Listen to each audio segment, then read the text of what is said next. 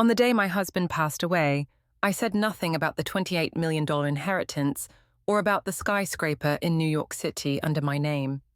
That same night, my daughter-in-law screamed, "Pack your bags, the old leech doesn't stay here." I said, "Okay." Then I decided to do something that I'm glad to have you hear. Follow my story until the end and comment the city you're watching from so I can see how far my story has reached. I'm Alberta and I'm 64 years old. On the day my husband Richard died, I thought the worst pain I could ever feel was losing the man I'd loved for 38 years. I was wrong. The worst pain came 12 hours later, when his own family showed me exactly what they thought I was worth. The funeral had been everything Richard would have wanted. Dignified, respectful, filled with people whose lives he'd touched. I sat in the front pew wearing my navy dress.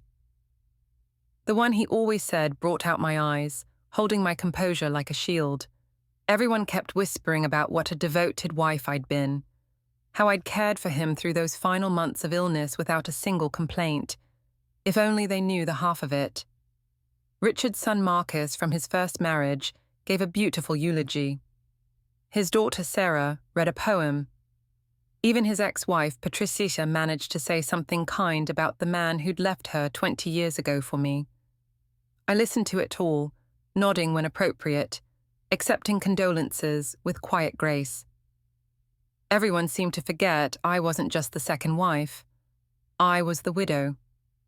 The reception afterward was held at our house. Well, what everyone assumed was our house. I watched as family members I barely knew picked through the photo albums, as distant cousins calculated the value of our furniture with their eyes. Sarah's husband, James, kept asking pointed questions about Richard's business affairs, while Marcus's wife, Jennifer, made comments about how much the house must be worth. But it was Richard's daughter-in-law, Cynthia, who really caught my attention. She'd married our youngest, David, just 3 years ago, and from day one, she'd made it clear she thought I was taking up space in this family. A gold digger who'd married Richard for his money, even though she had no idea what his money actually was or where it came from. All day, she'd been watching me with this calculating look in her eyes. When I'd excuse myself to check on the catering, she'd be whispering with Sarah in the corner. When I'd sit down for a moment to rest, the day had been exhausting. She'd give me these cold little smiles that made my skin crawl. The last guest left around 8:30. I was in the kitchen loading the dishwasher with shaking hands when I heard footsteps behind me. Heavy, deliberate footsteps that stopped right at the kitchen threshold. "Well, that's over with," Cynthia announced. I didn't turn around. I kept loading plates, focusing on the simple task to keep my grief from overwhelming me. "Thank you for helping organize everything," I said quietly. Richard would have appreciated. "Cut the act, Alberta." Her voice was sharp, cutting. I finally turned around. Cynthia stood there with her arms crossed, still wearing her black dress, but having shed any pretense of mourning. Behind her, David shifted uncomfortably. Sarah and Marcus flanked them, creating what felt like a tribunal. "I'm sorry," I managed. Cynthia stepped closer. "The grieving widow routine. You can drop it now. We need to talk about practical matters." My hand stilled on the dishwasher. "What practical matters?" "This house, Richard's assets, the family business." She said each word like she was explaining something to a slow child. "David and I have discussed it with Marcus and Sarah. We think it's best if you start looking for your own place." The kitchen seemed to tilt around me. "My own place." Sarah cleared her throat. "What Cynthia means is this house is quite large for one person, and frankly the upkeep costs alone." "Are you telling me to leave?" I interrupted, my voice barely above a whisper. Cynthia smiled. It wasn't a kind smile. "I'm telling you to be realistic. You're 64 years old, Alberta. Richard took care of you while he was alive, but now you need to think about downsizing, finding something more appropriate to your situation." "My situation?" "Well, you never worked, did you? Richard provided everything. This house, your lifestyle, your security, but that was Richard's money. Richard's success. She gestured around the kitchen like she was already redecorating it in her mind. The family needs to make some hard decisions about his estate.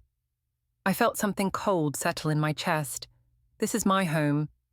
I've lived here for 15 years, and it's been wonderful, I'm sure, Marcus said, finally speaking up.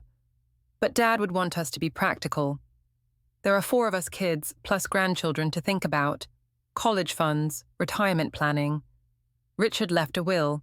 I said, "Yes, and we'll honor whatever small provision he made for you," Cynthia said dismissively. "But let's be honest about what this is. You were his second wife, not his business partner. You didn't build anything together. You were just there." The words hit me like physical blows. Just there. After 38 years of marriage, after caring for him through cancer, after building a life together, I was just there. "I think you should pack your things tonight," Cynthia continued. "David and I can stay here to help manage the transition.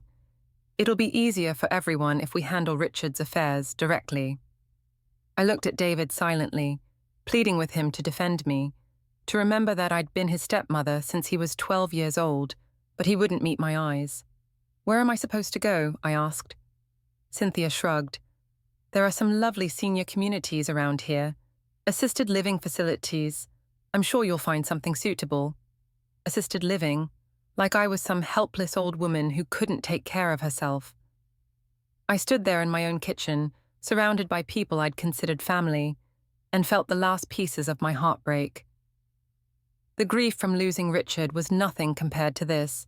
This was betrayal. This was being erased from my own life. But as I looked at their faces, Cynthia's cruel satisfaction, the others' uncomfortable but determined expressions, something else began to grow alongside the pain. Something cold and quiet and patient. "Okay," I said simply. Cynthia blinked. "Okay, I'll pack tonight. I'll be gone in the morning." The silence that followed was deafening. I think they'd expected me to fight, to beg, to make a scene that would justify their treatment of me. Instead, I turned back to the dishwasher and continued loading plates. "Well," Cynthia said, clearly thrown off balance. "Good. That's very mature of you." I didn't respond. I just kept working, listening as their footsteps retreated from the kitchen. As they began dividing up my life in hushed, excited whispers from the living room, they had no idea what they'd just done. They thought they were getting rid of a burden, claiming what was rightfully theirs. They thought Richard's widow was just an old woman with nowhere to go and nothing to fight with. They were about to learn how wrong they were. As I closed the dishwasher and listened to it hum to life, I allowed myself the smallest smile. Tomorrow my real life would begin, and theirs was about to get very, very complicated. I packed 2 suitcases that night. Just 2. Everything else, the jewelry, the artwork, the designer clothes, Cynthia was probably already mentally cataloguing. I left behind. Let them think it was all they were getting. Let them believe the grieving widow was walking away with nothing but some old dresses and memories. The Hampton Inn on Route 1 became my temporary home. Not exactly the Ritz, but it had a business center, reliable Wi-Fi, and most importantly, it was anonymous. I checked in under my maiden name, Alberta Morrison, and paid cash for a week. The desk clerk barely looked at me. Just another senior citizen traveling alone, probably visiting grandchildren or attending a funeral. Perfect. Invisible was exactly what I needed to be right now. The first call I made was to Harold Steinberg. Harold had been Richard's attorney for 25 years, but more than that, he'd been mine for the past 15. Not that anyone in Richard's family knew that, of course. They assumed I was just the wife, that Harold handled only Richard's affairs. "Alberta." Harold's voice was warm when he answered. "I'm so sorry for your loss. Richard was a good man." "Thank you, Harold. I need to see you tomorrow if possible." "Of course." 10 Uncock. "Actually, could we meet somewhere other than your office? Somewhere private?" There was a pause. Harold had known me long enough to read between the lines. "The family's giving you trouble." "Something like that. I'll come to you." Text me the address. Harold arrived the next morning carrying a leather briefcase and wearing the expression of a man who'd dealt with family greed more times than he cared to count. I'd ordered coffee and pastries from room service, a small luxury that would have raised eyebrows if anyone had been watching. But that's the beauty of being invisible. No one watches you when they think you don't matter. How bad is it? Harold asked, settling into the room's single armchair. I told him about the previous night, about Cynthia's demands, about being told to find appropriate housing, about how they dismissed me as someone who'd never contributed anything to Richard's success. Harold's jaw tightened as I spoke. Do they have any idea about your actual situation? None whatsoever. Richard and I decided years ago that it was better that way. Let them think he was the business mogul and I was just the pretty second wife. And you sure you want to proceed as we discussed? I looked out the hotel window at the parking lot, at the ordinary cars filled with ordinary people living ordinary lives. Yesterday, they would have seen me as one of them, just another older woman, probably widowed, probably struggling.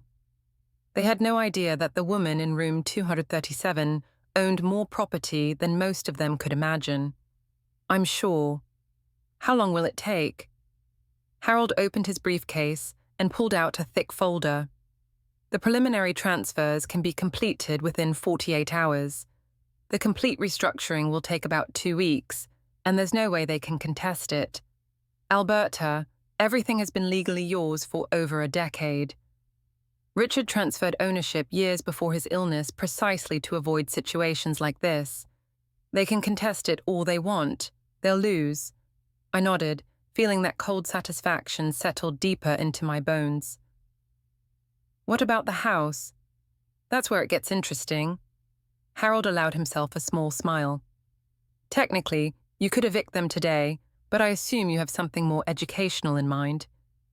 I want them to show me exactly who they are first. Let them get comfortable in my house, making their plans, dividing up what they think is theirs. Give them enough rope to hang themselves. And then I'll remind them that assumptions can be dangerous things. Harold spent the next hour walking me through documents, explaining procedures, confirming details that had been set in motion years ago.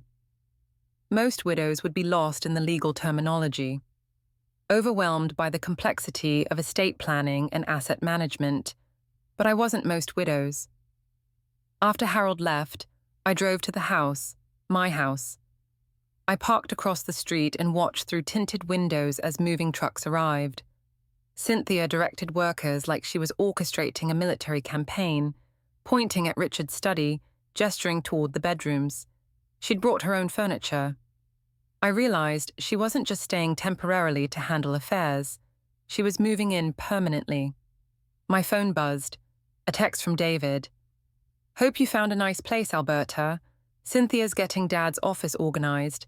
Found some business files we need to go through. I almost laughed out loud. Business files in Richard's study. If they only knew that Richard's real business files weren't in that house at all. They were in a safety deposit box downtown, along with property deeds, stock certificates, and documentation that would turn their world upside down. But let them look through his desk drawers and filing cabinets. Let them find his appointment books and client lists from the small consulting firm everyone thought was our only source of income. Let them calculate modest assets and plan modest inheritances. The truth would be so much more devastating when it came. I drove to downtown and spent the afternoon at First National, where I'd maintained accounts they knew nothing about. Margaret Chen, my personal banker, greeted me with professional sympathy. Mrs. Morrison, I was so sorry to hear about your husband's passing. How are you holding up? As well as can be expected, I need to make some account adjustments. Margaret nodded, probably assuming I needed to add Richard's name to survivor benefits or update beneficiary information. Instead, I handed her Harold's documentation. Her eyes widened as she read. Mrs. Morrison, these amounts. I had no idea you were working with such substantial assets. Privacy was important to my husband and me, but circumstances have changed. I can see that. When would you like these transfers to take effect? Immediately, as Margaret processed the paperwork, I thought about Cynthia back at the house, probably going through my closet, deciding which of my clothes were worth keeping. I thought about Marcus and Sarah, likely meeting with financial advisors to discuss their father's estate. I thought about David, weak David, who'd let his wife bully the woman who'd raised him. They thought they'd gotten rid of me. They thought the inconvenient widow was out of the way, leaving them free to claim their inheritance. They had no idea that they'd just picked a fight with someone who'd spent 38 years learning how to play the long game. My phone rang as I was signing the last of the transfer documents. Cynthia's name appeared on the screen. I let it go to voicemail, then listened to her message with growing amusement. Alberta, we found some confusing paperwork in Richard's office, legal documents that don't make sense. Could you call me back? There might be some things you need to explain. Confusing paperwork. I could only imagine what they'd found. Probably the outdated copies Richard kept for show. Documents that referenced assets that no longer existed under his name. They were getting nervous, realizing that their father's financial picture wasn't as clear-cut as they'd assumed. I deleted the message without responding. Let them wonder. Let them worry. Let them spend sleepless nights trying to figure out why nothing added up the way they'd expected. Tomorrow, I would start phase 2 of my plan. Tonight, I would have dinner in my anonymous hotel room and watch the news like any other senior citizen spending the evening alone. But I wasn't alone. Not really. I had Harold. I had Margaret. I had a network of professionals who'd been quietly managing my affairs for years. And most importantly, I had time. Cynthia and her allies thought they'd won a quick victory. They had no idea they'd just declared war on someone who'd been preparing for this battle longer than they'd been part of this family. The grieving widow was done grieving. Now it was time for the real Alberta Morrison to emerge from the shadows. And when she did, the family that had dismissed her so easily would learn that some assumptions cost more than others. 3 days had passed since I'd moved into the Hampton Inn, and I could tell the family was getting restless. My phone had been buzzing with increasingly urgent messages from Cynthia, each one more demanding than the last. She wanted me to come back and explain some discrepancies they'd found in Richard's paperwork. She needed me to sign documents. She had questions only I could answer. I ignored them all. Instead, I spent my mornings in the hotel's business center, making calls that would have shocked them senseless. Tuesday, I spoke with the property management company that handled my 3 apartment complexes in Manhattan. Wednesday, I had a conference call with my investment advisor about moving some assets around. Thursday, I spent 2 hours on the phone with architects about renovation plans for the building I owned in Soho. The building. My little secret that even Richard hadn't fully understood the value of when I'd bought it 15 years ago with money from my first marriage. Back then, it had been a rundown warehouse in a neighborhood nobody wanted. Now, it was worth $28 million, and the rent from the high-end lofts I'd created generated more income in a month than Richard's consulting firm had made in a year. But they didn't know any of that. To them, I was still just the second wife who'd never worked a day in her life. On Friday morning, Harold called with news that made me smile for the first time since Richard's funeral. "They've hired an attorney," he said without preamble. "Have they now?" "Jackson Morrison from Morrison and Associates. No relation to you, I assume, despite the name." "Never heard of him." "What does he want?" "He's asking questions about Richard's estate. Apparently, the family has some concerns about asset distribution and wants to ensure everything is being handled properly." I set down my coffee cup, feeling that familiar cold satisfaction spread through my chest. How proper of them to be concerned. "There's more. They're requesting a formal reading of the will. They want all beneficiaries present, including you." "When?" "Monday afternoon, 2 o'clock at their attorney's office." "Perfect. I'll be there." "Alberta, are you sure you're ready for this? Once we walk into that room, there's no going back. They're going to learn exactly who you are. I looked out my hotel window at the ordinary world beyond, at people going about their ordinary lives with ordinary problems. Soon, very soon, I would no longer be invisible to the family that had dismissed me so easily. Harold, I've been ready for 15 years. That weekend I went shopping. Not at the discount stores they probably expected a newly poor widow to frequent, but at the boutiques I'd always preferred. I chose a navy blue suit, elegant but understated, along with my grandmother's pearl necklace and the Cartier watch Richard had given me for our 10th anniversary. I wanted to look exactly like what I was, a woman of substance who had simply chosen to be underestimated. Sunday evening, I moved out of the Hampton Inn and into the penthouse suite at the Fairmont Hotel downtown, just for one night, just to remind myself who I really was before walking into that meeting. I ordered room service, lobster, and champagne, and reviewed the documents Harold had prepared. Everything was in order. Everything was legal. Everything was about to change. Monday morning arrived grey and drizzly, the kind of weather that matched my mood perfectly. I dressed carefully, applied my makeup with precision, and arrived at Morrison & Associates 15 minutes early. The receptionist, a young woman who couldn't have been more than 25, looked me over with barely concealed dismissal. "You're here for the Hallway Estate reading?" she asked, checking her computer screen. "I am. And you are. Alberta Morrison, the widow." Something in my tone made her look up sharply, but before she could respond, "Ma'am," voices erupted from down the hall, loud, angry voices that I recognized immediately. "This is ridiculous," Cynthia was saying. "Why does she even need to be here? She's not a real beneficiary. The law requires all named parties to be present," came an unfamiliar male voice. "Their attorney, presumably. But she didn't contribute anything to the estate," Marcus added. "Dad supported her, not the other way around.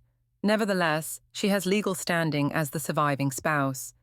I listened to them argue about me like I was an inconvenience, a legal technicality to be managed. The receptionist kept glancing at me nervously, probably wondering if I was going to break down or cause a scene. Instead, I sat quietly in the leather chair, hands folded, looking exactly like the kind of little old lady they expected me to be. At exactly 2:00, Harold arrived. He nodded to me with professional courtesy, giving no indication that we'd spent hours planning this moment. Behind him came a woman I didn't recognize, tall, sharp, with the kind of presence that commanded attention. "Mrs. Morrison," Harold said formally, "I'd like you to meet Catherine Walsh. She'll be representing your interest today." Catherine extended her hand with a smile that didn't reach her eyes. "Mrs. Morrison, I've heard a great deal about your situation." Before I could respond, Jackson Morrison himself appeared. A soft-looking man in his 50s who seemed overwhelmed by the circumstances he'd been hired to manage. "Well," he said, mopping his forehead with a handkerchief, "I believe everyone is here now. Shall we proceed?" The conference room was larger than it needed to be, with a polished table that could have seated 20 people. The family had arranged themselves on one side like they were preparing for battle. Cynthia sat at the head, flanked by David and Sarah, with Marcus positioned slightly behind them like backup. They dressed for success, expensive suits, confident postures, the look of people who expected to inherit everything. I took the seat directly across from them with Harold and Catherine on either side of me. The symbolism wasn't lost on anyone in the room. Jackson Morrison cleared his throat and began reading Richard's will in a monotone voice that suggested he'd done this hundreds of times before. The standard language about being of sound mind, the formal declarations, the preliminary bequests to charity. Then came the part they'd been waiting for. "To my beloved children, Marcus, Sarah, and David, I leave the sum of $50,000 each to be distributed equally among them." I watched their faces carefully. $50,000 each was generous for most families, but it was far less than they'd expected. Cynthia's mouth tightened almost imperceptibly. Sarah frowned. Marcus leaned forward like he'd misheard. And to my dear wife, Alberta Morrison Holloway, I leave the remainder of my estate, including all properties, investments, and business interests, to be hers absolutely and without restriction. The silence that followed was deafening. Jackson Morrison continued reading, but I could see that no one was listening anymore. They were all staring at me with expressions ranging from shock to outrage to disbelief. "Excuse me," Cynthia interrupted, her voice sharp enough to cut glass. "Could you repeat that last part?" Jackson Morrison looked uncomfortable.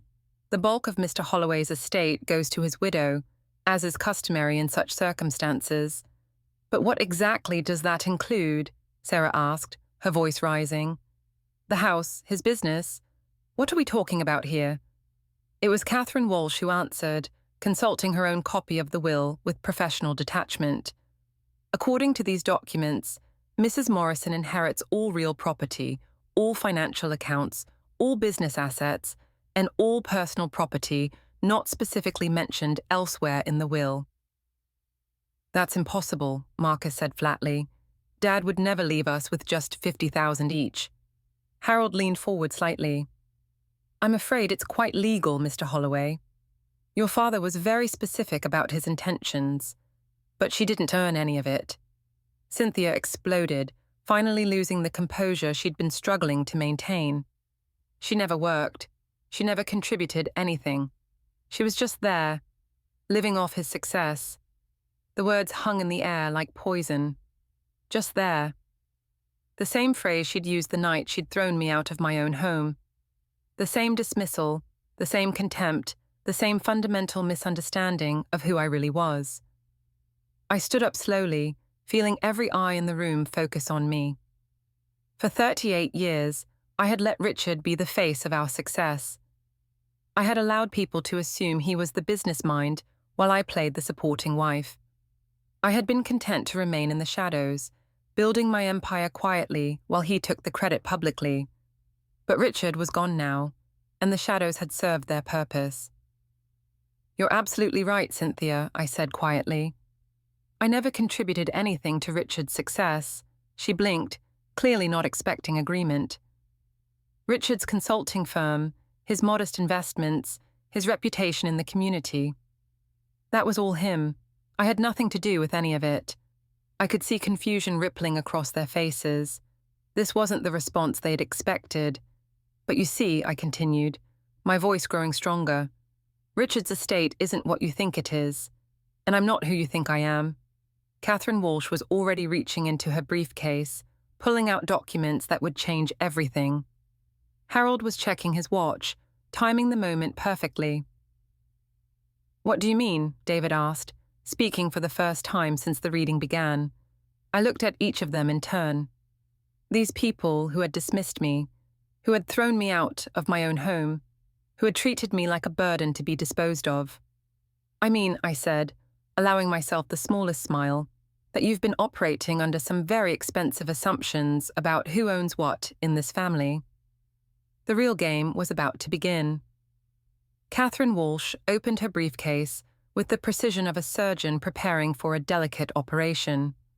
The documents she withdrew were organized in neat folders, each one labeled with the kind of detail that suggested this moment had been planned for a very long time. "Perhaps," Catherine said in her crisp, professional voice, "we should clarify exactly what constitutes Richard Holloway's estate." Jackson Morrison shifted uncomfortably in his chair. "I'm not sure I understand the question." "The question," Harold interjected, "is whether Richard actually owned the assets that his family believes they're inheriting." I watched Cynthia's face carefully. The confident smirk she'd worn since entering the room was beginning to crack around the edges. "Of course he owned them," she said, but there was a new uncertainty in her voice. "The house, the business, everything. Alberta never worked, never contributed financially." "That's where you're wrong," Catherine interrupted, sliding the first document across the polished table. "Mrs. Morrison has been the primary owner of virtually every significant asset in this family for over 15 years. The paper landed in front of Cynthia with a soft whisper that seemed to echo in the suddenly silent room. She stared at it like it might bite her. "This is the deed to the property at 47 Elm Street," Catherine continued. "The house you've been living in since Mrs. Morrison graciously vacated it." Notice the name on the title. Cynthia picked up the document with the trembling fingers. Her face went white as she read. "Alberta Morrison," she whispered. "That's correct." The house was transferred to Mrs. Morrison's sole ownership in 2008, 5 years after their marriage. Mr. Holloway retained lifetime occupancy rights, but ownership transferred completely upon his death. Sarah grabbed the paper from Cynthia's hands, scanning it frantically. "This has to be a mistake. Dad bought that house before he even met her."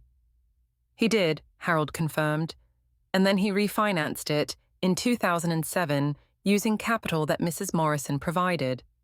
When the new mortgage was issued, ownership transferred to her as the primary financial backer." "What capital?" Marcus demanded.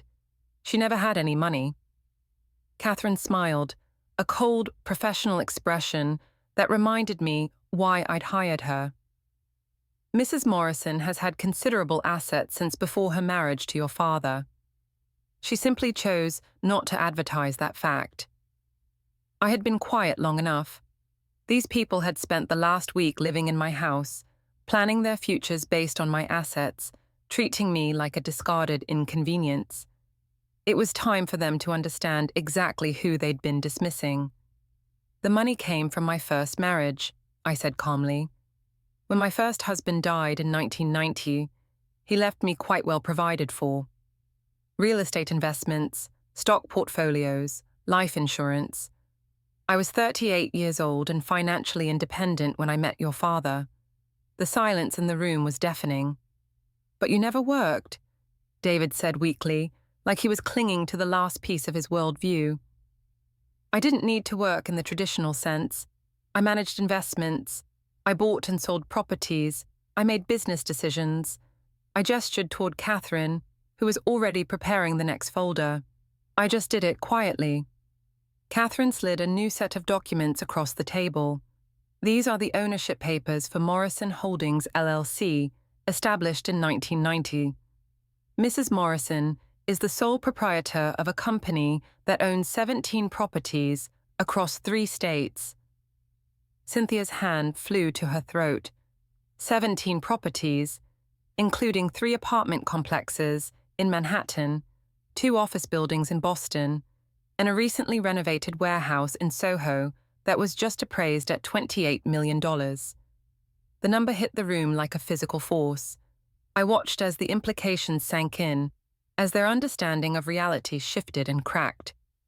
28 million, Sarah's voice came out as barely a whisper. "That's just one property," Harold added helpfully. "Would you like to see the complete portfolio?" He didn't wait for an answer. Document after document appeared on the table like cards in a high-stakes poker game. Bank statements showing accounts with balances that made Richard's modest savings look like pocket change. Investment records detailing stock holdings in companies they'd never heard of. Property deeds from Maine to Florida. "The total value of Mrs. Morrison's holdings," Catherine announced, consulting her summary sheet, "is approximately $47 million, not including the assets she inherited from Richard's estate, which, as we've established, amount to roughly $300,000 in business assets and personal effects. $47 million. The words hung in the air like smoke. Cynthia was staring at me with an expression I'd never seen before. Not just shock, but something approaching terror. "You're lying," she said, but her voice had no conviction behind it. "Which part would I be lying about?" I asked pleasantly. "The part where I've been financially independent since before I met Richard? Or the part where you've been living in my house for the past week?" "But why didn't Richard ever say anything?" Marcus asked, looking genuinely confused. "Because I asked him not to." I leaned back in my chair, feeling more relaxed than I had in years. Richard had his pride. He wanted to be seen as the provider, the successful businessman. I was happy to let him have that image publicly while I handled things privately. "So when we asked you to leave," David said slowly, I was being evicted from my own home by people who had no legal right to be there. The truth of what they'd done was finally sinking in. I could see it in their face, the growing horror as they realized they hadn't just been cruel to a helpless widow. They'd been cruel to someone who could destroy them financially without breaking a sweat. The business cards you found in Richard's office, Catherine continued, clearly enjoying their distress, were for a consulting firm that Mr. Holloway operated as essentially a hobby. It generated maybe $40,000 a year in revenue, hardly enough to support the lifestyle you all assumed he was funding. Then how did he pay for everything? Sarah asked. He didn't, I said simply. I did. The mortgage on the house, the property taxes, the utilities, the insurance, all of it came from my accounts. Richard contributed his consulting income, which covered groceries and incidentals. Cynthia was shaking now, visibly trembling as the full scope of her mistake became clear. You let us think. I let you reveal exactly who you were. I corrected. I didn't force you to throw me out of my own house. I didn't make you call me a sanasuga. I didn't tell you to treat a grieving widow with contempt and cruelty. The word sanasuga, bloodsucker in Portuguese, a term Cynthia had used thinking I wouldn't understand, made her flinch. I gave you every opportunity to show kindness, to include me in your family, to treat me with basic human dignity. Instead, you showed me your true character. Jackson Morrison was looking around the room, like he'd stumbled into someone else's nightmare. I think there may be some misunderstanding here about the nature of these assets. There's no misunderstanding, Harold said firmly. Everything is documented, legal, and has been properly maintained for years. Mrs. Morrison was under no obligation to disclose her financial situation to her stepchildren. But what does this mean for us? Marcus asked, his voice small and frightened. Catherine consulted her papers with theatrical precision. Well, legally speaking, you each inherit exactly what your father left you. $50,000. As for your current living situation, she looked directly at Cynthia. You're currently residing in Mrs. Morrison's property without her permission. That would technically make you trespassers. The word trespassers hit like a slap. Cynthia's face cycled through several colors before settling on a sickly gray. You can't be serious, she whispered. I'm completely serious, I said, standing up slowly. You wanted me out of the way so you could claim what you thought was rightfully yours. You succeeded in getting me out of the way. Unfortunately for you, nothing was rightfully yours to begin with. I gathered my purse and looked at each of them one final time. These people who had treated me like garbage, who had dismissed my grief and my worth, who had tried to erase me from my own life. I'll give you 72 hours to remove your belongings from my house, I said quietly. After that, I'll have you legally evicted. As I walked toward the door, Cynthia's voice followed me, high and desperate. Alberta, please, we can work something out. We're family. I paused at the threshold, my hand on the door handle. Family, I repeated softly. You know, Cynthia, you're absolutely right. We are family, and you've just taught me exactly what that word means to you. I walked out of that conference room, knowing that my old life was over. The invisible widow was gone forever. In her place stood someone they should have been much more careful about crossing. The real reckoning was just beginning. The 72 hours I'd given them had turned into the most satisfying 3 days of my life, not because I enjoyed their suffering. I'm not cruel by nature, but because for the first time in decades, I was watching people face the real consequences of their choices. The first call came 6 hours after the meeting. Cynthia, of course.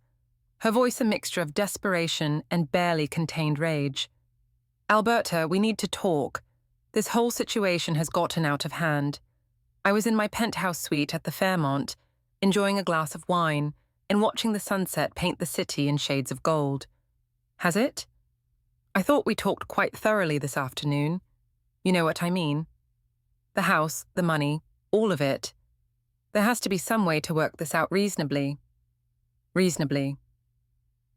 I let the word hang in the air like how you reasonably threw me out of my own home the night my husband died. Silence on the other end. Then we were grieving too, Alberta. We weren't thinking clearly. You were thinking clearly enough to have me pack my bags and find somewhere else to live within hours of Richard's funeral. You were thinking clearly enough to start dividing up what you thought was your inheritance. But we're family. No, Cynthia.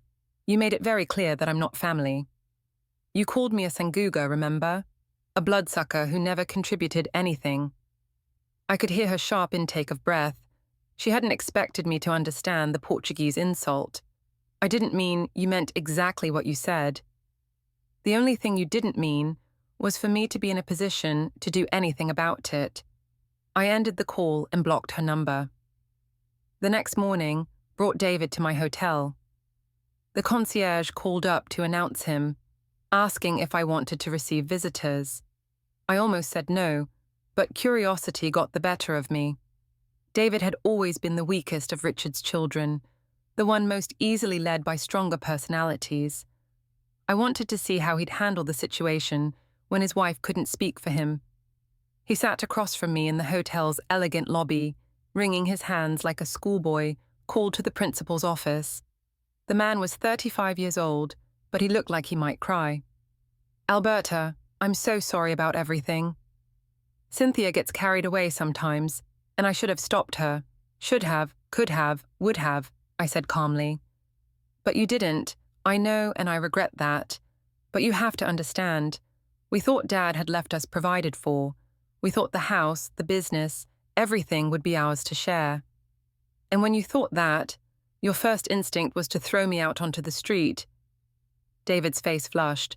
It wasn't like that. We just thought you'd be more comfortable somewhere smaller, more manageable.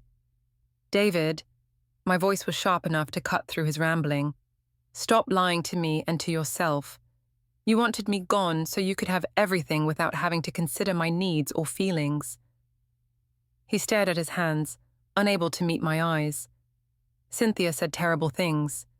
Yes, but you stood there and let her. You could have defended me. You could have reminded her that I'd been your stepmother for over 20 years, that I'd raised you from the time you were 12 years old. Instead, you watched her humiliate a grieving woman and said nothing. I'm saying something now, he whispered. Now that you know I don't need your charity, now that you realize I'm not the helpless widow you can discard. Your apology isn't about remorse, David. It's about fear. He looked up then, and I saw that I was right. His eyes were filled with terror. What are you going to do to us? The question hung between us like a blade. What was I going to do? I had the power to destroy them financially, to make their lives as difficult as they'd tried to make mine. I owned properties they could never afford, had connections they couldn't imagine. I could make them suffer in ways they couldn't even comprehend. But looking at David, weak, frightened David, who'd never had an original thought in his adult life, I realized something.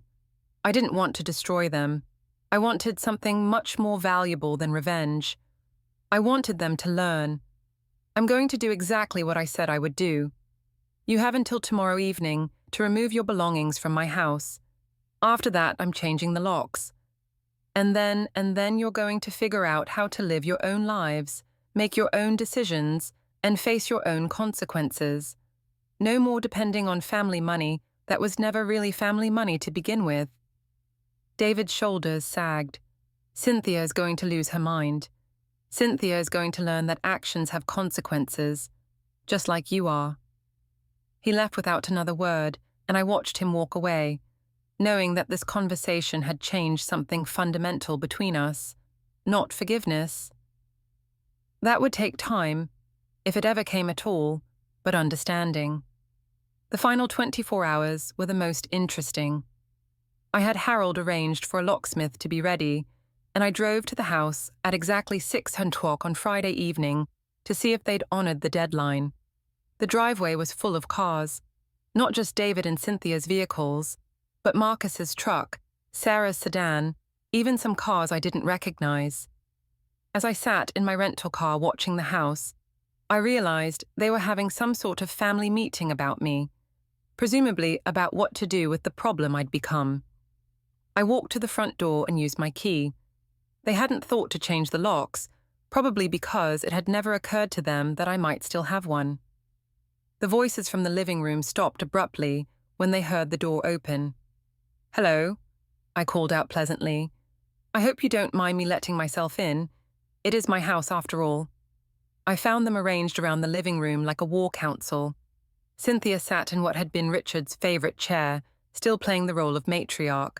Marcus and Sarah flanked her, while David hung back near the window. There were two people I didn't recognize. A middle-aged couple who looked distinctly uncomfortable. "Alberta," Cynthia said, standing up with forced dignity, "we were hoping you'd come by. We wanted to discuss a reasonable settlement to this whole misunderstanding." "Settlement?" I raised an eyebrow. "For what?" "For the house. Obviously, David and I have put a lot of work into this place, a lot of improvements. We think we deserve some compensation, for you think you deserve compensation for living in my house. Rentrée for a week?" The unknown couple exchanged glances. The woman cleared her throat nervously. "Perhaps we should go, Cynthia. This seems like a private family matter." "No, please stay," I said warmly. "I'm Alberta Morrison, Richard's widow." "And you are?" "Tom and Linda Patterson," the man said reluctantly. We're Cynthia's parents." "Ah, so they'd brought in reinforcements." Cynthia's parents probably told some version of events that painted me as the villain in this story. "How lovely to meet you," I said. "I hope Cynthia has explained the situation accurately." Linda Patterson looked between her daughter and me with obvious confusion. She said there was some sort of dispute about Richard's will. "About who gets what?" "There's no dispute," I said calmly. "The will is very clear. Richard left modest bequests to his children and everything else to me. The only complication is that most of what people assumed was Richard's property was actually mine all along." Tom Patterson frowned. "I'm sorry. I don't understand. Neither did they until a few days ago. You see, I've been financially independent since before I married Richard. The house they've been living in belongs to me. The comfortable lifestyle they've been enjoying was funded by my assets, not Richard's." I watched the older couple process this information. Watched their expressions change as they realized their daughter might not have been entirely truthful about the circumstances, but Cynthia said, "You never worked." Linda said slowly, "I didn't need to work in the traditional sense. I managed a rather substantial investment portfolio." I smiled pleasantly. "About $47 million worth, as it turns out." The silence that followed was profound. Tom Patterson's mouth actually fell open. "So, when your daughter threw me out of this house the night Richard died," I continued conversationally, "she was essentially evicting me from my own property. When she called me a bloodsucker who never contributed anything, she was speaking to someone who had been supporting the entire family for years." Cynthia's face had gone white. Her parents were staring at her with expressions of horror and disbelief. "Cynthia Marie Patterson," her mother said in the tone of voice that probably hadn't been used since Cynthia was 12 years old. "Please tell me you didn't actually throw this woman out of her own house at her husband's funeral." We complicated, Mom. It's not complicated at all," I said gently. "Your daughter made assumptions about my financial situation and treated me accordingly. She's now learning that assumptions can be expensive." Tom Patterson stood up, his face red with embarrassment. "Mrs. Morrison, on behalf of our family, I want to apologize if Cynthia did what you're saying." "Dad, don't. If she treated you that way during your time of grief, then she was raised better than that and should know better." He looked at his daughter with disappointment that cut deeper than anger ever could. "We're leaving, Linda. This isn't something we want to be part of." As Cynthia's parents gathered their things and headed for the door, I could see the final pillar of her support system crumbling. She'd counted on them to back her up, to see her as the victim in this situation. Instead, they'd seen her for what she really was. 20 minutes, I announced to the room as the front door closed behind the Pattersons. "Then I'm changing the locks whether you're finished or not."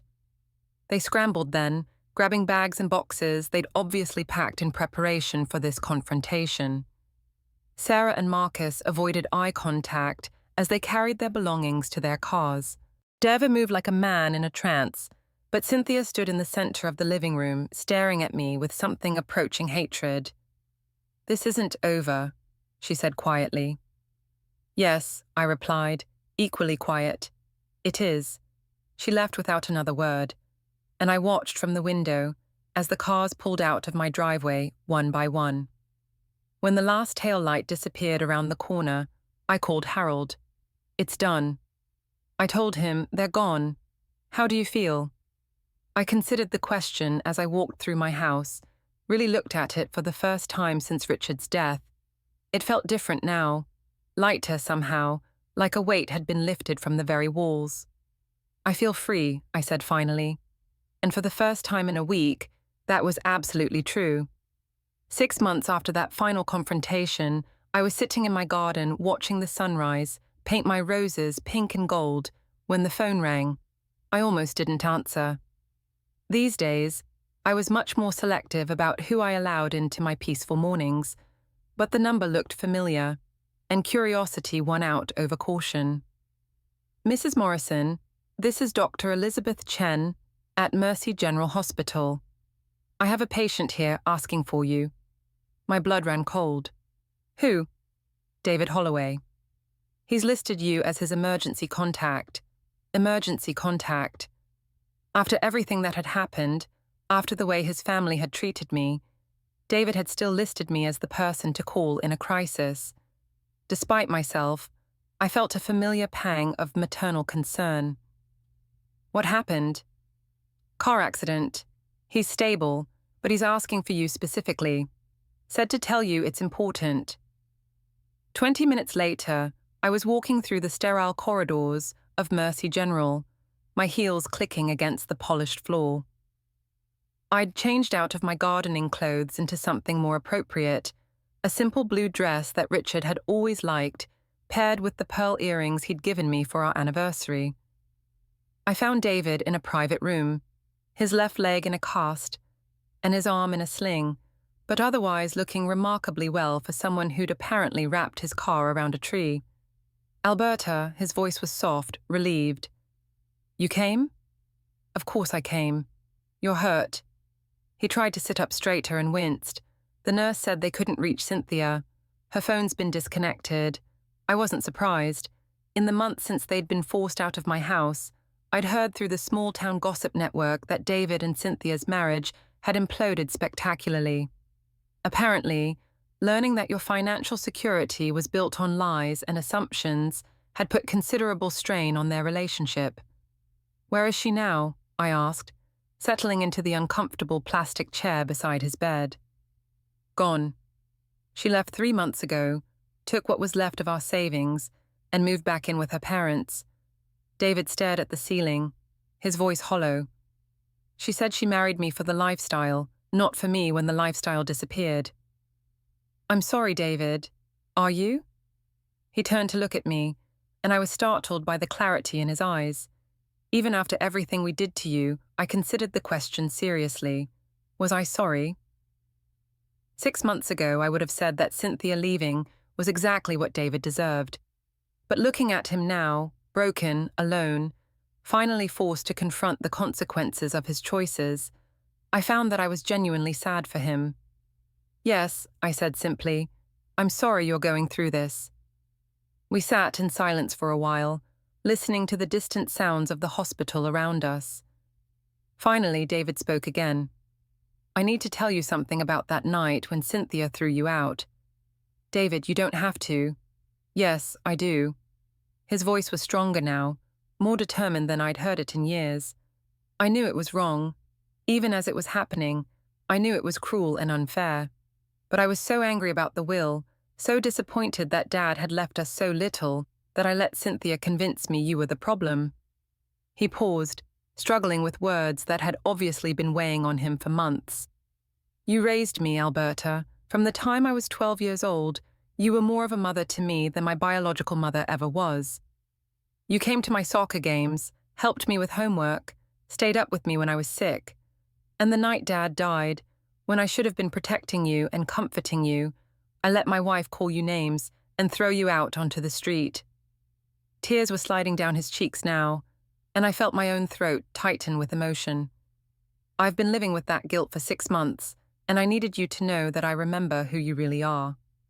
Not the rich woman with all the power, though God knows I understand that now too, but the woman who bandaged my scraped knees and taught me how to drive and never once made me feel like I was less important than her biological children.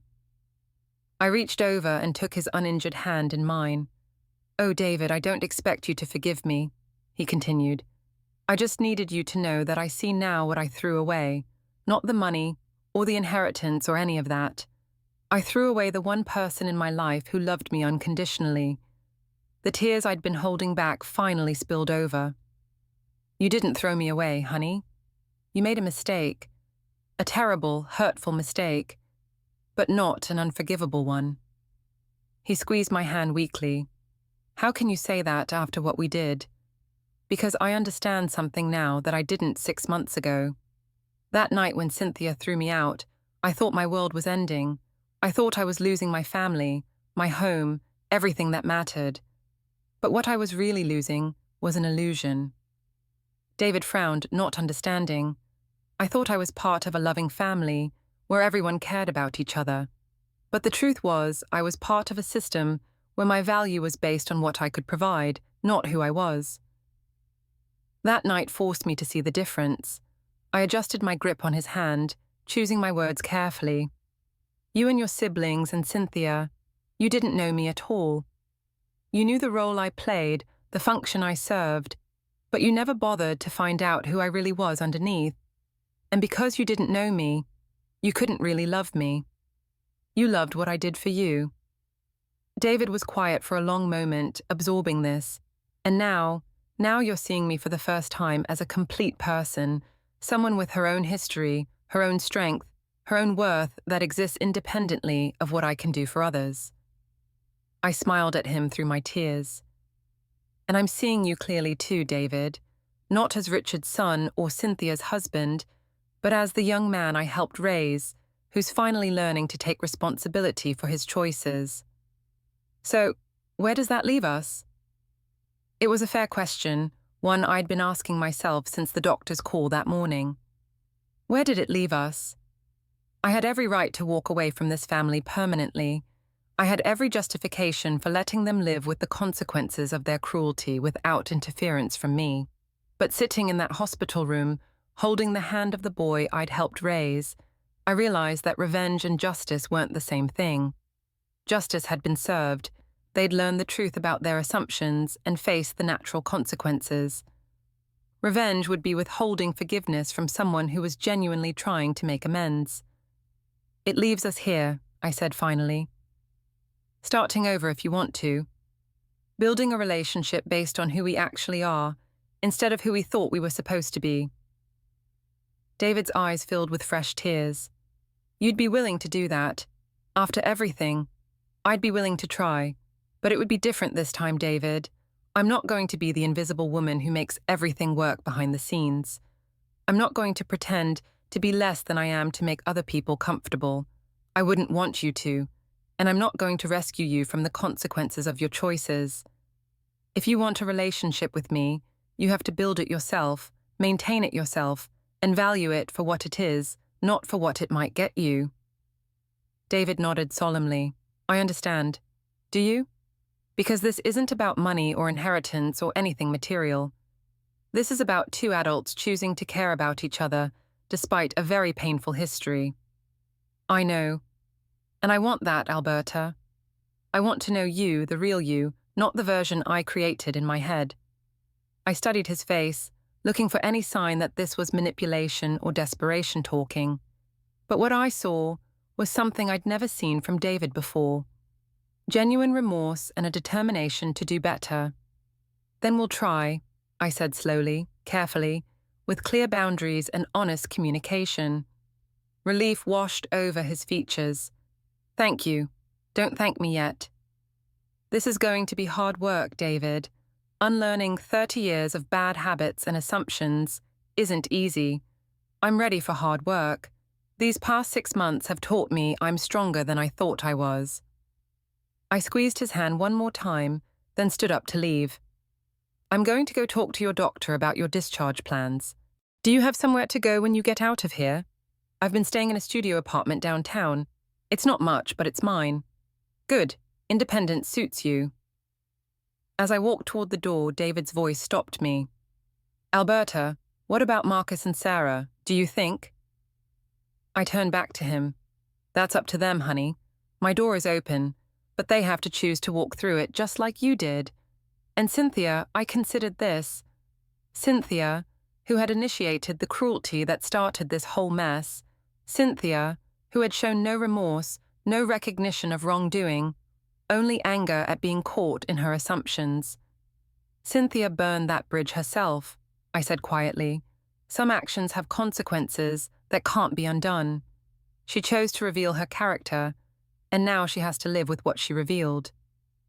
David nodded, understanding the distinction. I left him there in his hospital bed, looking more peaceful than I'd seen him since he was a child. The walk back to my car felt different somehow, lighter, like I was carrying less weight than when I'd walked in. That evening, I sat in my garden again as the sun set behind my roses. My phone had rung twice.